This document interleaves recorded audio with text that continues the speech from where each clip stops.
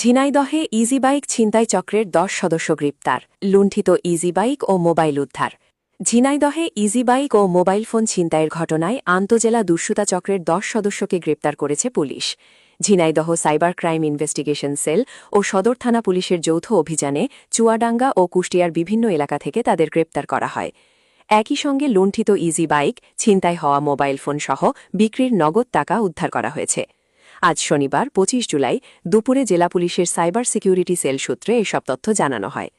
গ্রেপ্তাররা হলেন চুয়াডাঙ্গা সদর উপজেলার আকাশ সর্দার ওরফে ডাকাত আকাশ, কুষ্টিয়া সদর এলাকা থেকে জিয়ারুল ওরফে জিয়া ৪৪, সিরাজুল ইসলাম ৪০ ও আখতার মোল্লা ৪০, কুষ্টিয়ার রাশিদুল ইসলাম ওরফে বল্টু ৫০, লিটন আলী ৫০, সজীব শেখ ২৪, মাসুদ রানা ৩২, ইসলাম খান ওরফে তাহের ৬৫ ও আশরাফুল ইসলাম ৪২।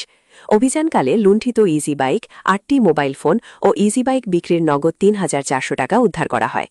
পুলিশ জানায়, কোটচাঁদপুর উপজেলার তালসার গ্রামের মৃত আব্দুল জব্বারের ১৪ বছরের শিশু সন্তান মিশকাত একমাত্র ইজি বাইকটি চালিয়ে সংসারের ভরণ পোষণ মেটাত। গত ১৯ জুলাই বিকাল ৫টার দিকে কোটচাঁদপুর রেলগেট এলাকা থেকে যাত্রী বেশে ৪ জন ব্যক্তি মিশকাতের ইজি বাইকে ওঠেন। পরবর্তীতে ঝিনাইদহ সদর থানাধীন বঙ্কিলো মাঠ নামক ফাঁকা এলাকায় নিয়ে জোরপূর্বক তার মুখ ও হাত পা বেঁধে ইজি বাইক ও মোবাইল ফোন ছিনতাই করে পালিয়ে যায় দুর্বৃত্তরা। ওই ঘটনায় ভিকটিমের চাচা